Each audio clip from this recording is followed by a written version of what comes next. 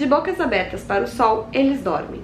Oi gente, tudo bem? Eu sou a Ana Lu e eu li Arquivo das Crianças Perdidas, da Valéria Luiselli, com tradução para o português do Renato Marques. Já tinha um tempinho que eu estava interessada com a obra da Valéria Luiselli. Uma amiga minha próxima, a Luísa, leu. E eu lembro que na época mexeu bastante com ela essa leitura. Ela falou bastante do livro, ainda que sem saber direito o que ela tinha achado dele. Esse título é um título que me chama a atenção e eu sabia que de uma forma ou de outra o livro falaria sobre a questão das crianças refugiadas nos Estados Unidos, que é um tema que não deixa de me interessar. Eu gostaria de saber mais sobre o assunto. E aí eu acabei tendo uma vontade súbita de lê-lo e peguei pra ler no Kindle, e na verdade desde o começo da leitura eu já me surpreendi, porque eu esqueci de olhar quantas páginas o livro tinha, e aí no Kindle a gente não tem essa noção, né, e aí eu comecei a ler e demorava muito pra virar a porcentagem do livro, então eu comecei a ler um calhamacinho sem estar preparada pra isso, e ele não só é um livro longo, mas ele é um livro denso e eu diria sim cansativo de ler.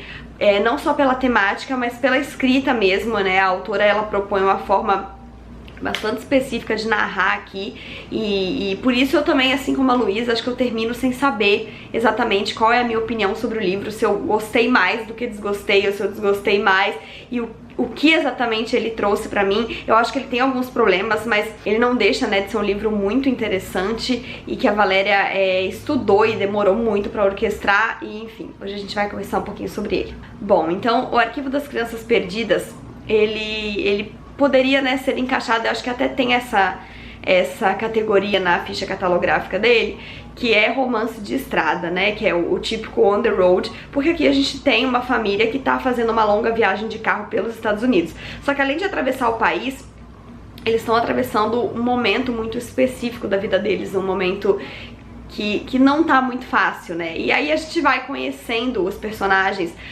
enquanto eles fazem essa viagem, mas tendo acesso ao passado e ao presente deles. Quem tá narrando a história pra gente na maior parte do tempo é a mãe. A gente não tem, tá, o nome dos personagens, a gente só tem ela que tá narrando a história, a gente tem o marido e a gente tem a menina e o menino, que são os filhos deles. A menina, na verdade, é filha dela e o menino é filho do marido dela. Quando eles se conheceram, eles já tinham esses dois filhos, né, de relacionamentos anteriores. No caso do menino, a mãe dele faleceu quando ele era pequeno e o pai dele cria ele sozinha, e no caso dela, o pai da filha dela nunca assumiu. Então, quando eles se conheceram, eles acabaram se aproximando muito, resolveram ficar juntos e assumiram o filho do outro, e hoje eles são pai e mãe do menino e da menina. E como que eles se conheceram, né? Isso é muito presente na história, porque os dois trabalham com sons, só que de formas diferentes, né? Então ela é audiodocumentarista, né? E ele é documentalista. E parece só uma diferença de letra, mas na verdade ele estuda os sons de uma maneira mais afetiva e talvez subconsciente. Ele gosta de contar histórias através dos sons, enquanto ela é uma jornalista do som e ela registra sons com uma pegada um tanto mais prática, vamos dizer assim. Só que eles se conhecem quando eles começam a trabalhar juntos em um projeto megalomaníaco, né, que é falar sobre os sons da cidade de Nova York. Os dois entram nessa equipe e eles acabam sendo alocados com uma dupla que vai ser responsável por catalogar os diferentes idiomas que são falados na cidade. Então eles entram em contato com várias pessoas de diferentes nacionalidades e pedem para gravá-las, para que eles consigam então contribuir com esse mapa audiográfico da cidade de Nova York. E é assim que eles se conhecem, eles vão ficando muito mais próximos, acabam se juntando, se casando e adotando uns aos filhos dos outros. E o livro, ele é muito denso, porque a gente já tá acompanhando essa família num momento em que as coisas já não estão tão bem. Por quê? Porque eles trabalharam aí durante 2, 3 anos nesse projeto juntos, e eles se uniram por causa disso, mas a parte disso eles talvez não tenham tanto a ver assim. E eles se voltam muito cada um para sua própria forma de documentar os sons e para os próprios projetos. Então, quando esse projeto de Nova York acaba, o homem, é estranho falar de personagens que não tem nome, né?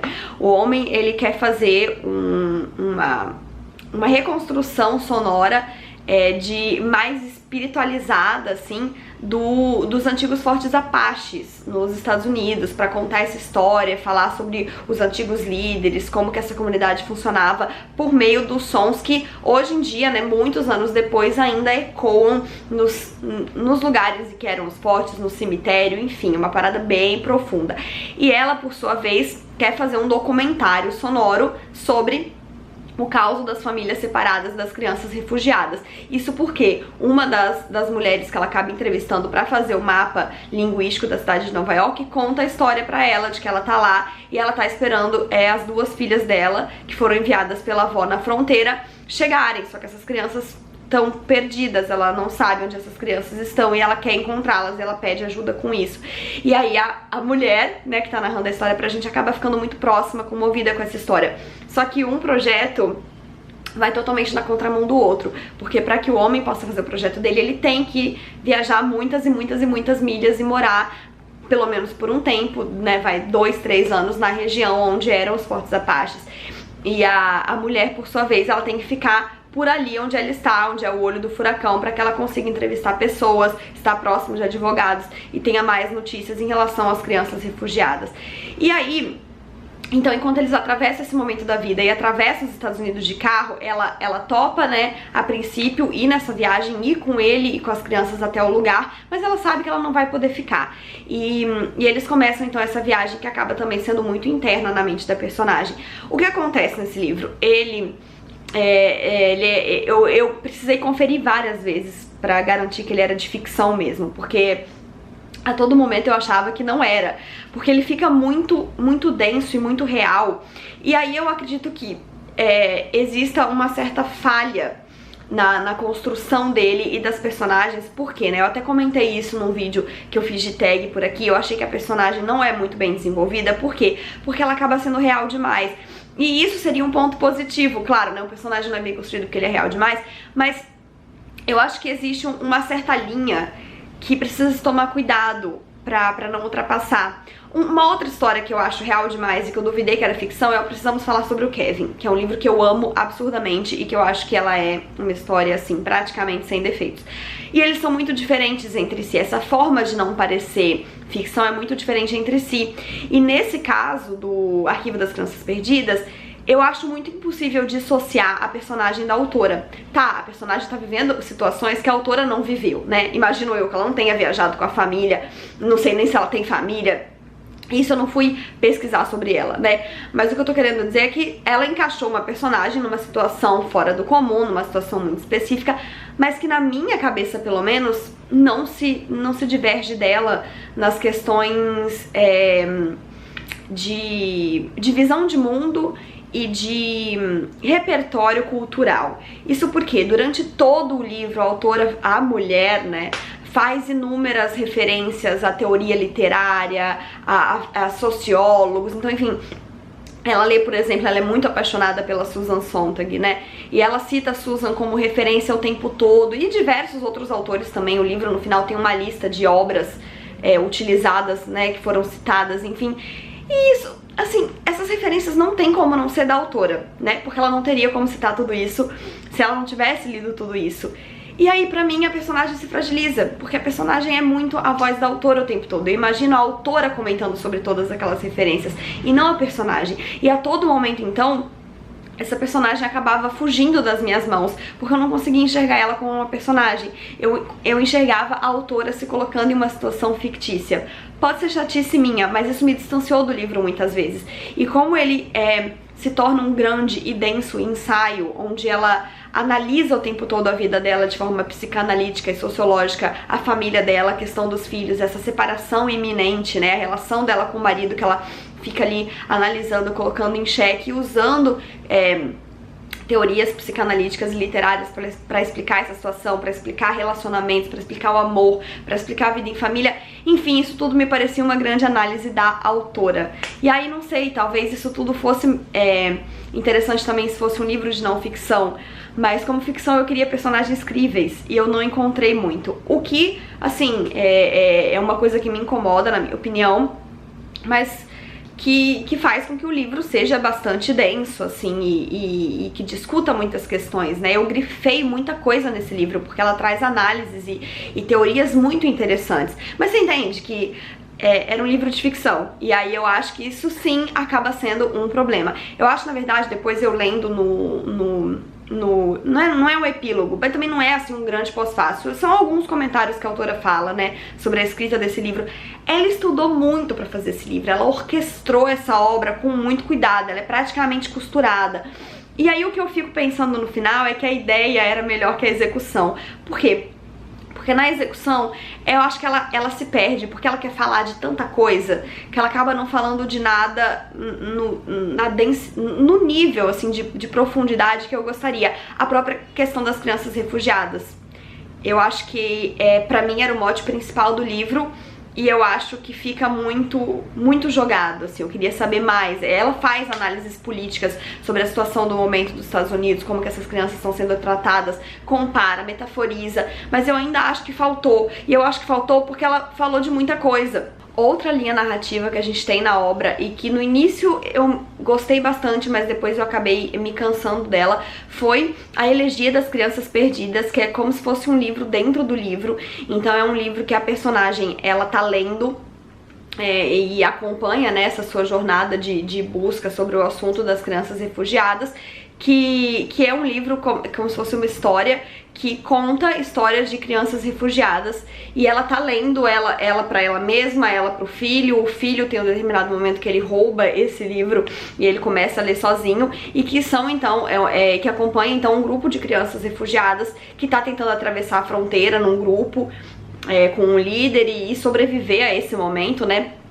E esse livro tem vários capítulos e eles vão entrando no meio da história, eles vão sendo encaixados. Então, quando a Valéria tá lendo, a gente lê junto. Quando ela tá lendo pro menino, a gente lê.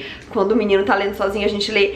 E no início eu achava muito interessante, mas depois eu confesso que eu comecei a me bodear. Tem um momento do livro em que ela bota vários capítulos do Elegia para crianças perdidas de uma vez, assim. E ele é um livro que eu teria curiosidade de ler, assim, em separado, mas que no meio da história eu acho que acabava quebrando muito e acabava assim, né, de repente já tinha toda aquela densidade do livro, e ela coloca uma historinha de ficção pra gente acompanhar no meio e não sei, sei lá, eu acho que o livro ele é bom, mas ele acaba como um todo sendo uma experiência um pouco cansativa, o que faz parte também, é um livro com uma temática pesada, né. Outra coisa que eu acho que é um pouco fora, assim, do real, são as crianças, principalmente a menina, porque ela é muito inteligente, ela é uma menina pequena, ela tem o quê? 5, 6 anos, e ela fala umas coisas assim, de repente ela solta alguma coisa no carro, e aí você fica tipo, essa criança dificilmente estaria falando isso. É claro que existem crianças prodígios, né, na vida real, mas eu acho que na literatura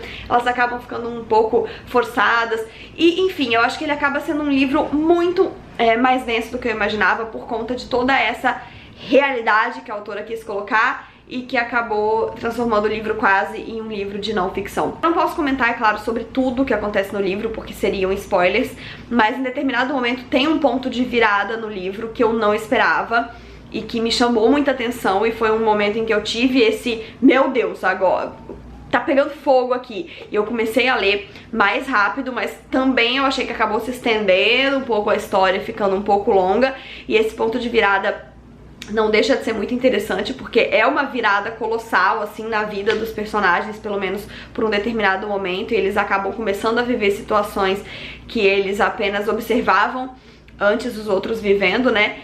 E enfim, acho que até a resenha fica confusa, porque é tanta coisa que tem nesse livro que eu não sei direito o que dá pra falar, o que não dá, mas eu acho que deu pra entender mais ou menos qual que é a vibe, né? Espero que mesmo com essa confusão toda vocês tenham gostado desse vídeo. Não esqueçam de se inscrever no canal se ainda não forem inscritos e deixarem o joinha se curtiram, porque isso ajuda muito o canal a crescer. Um beijo e até a próxima. Tchau!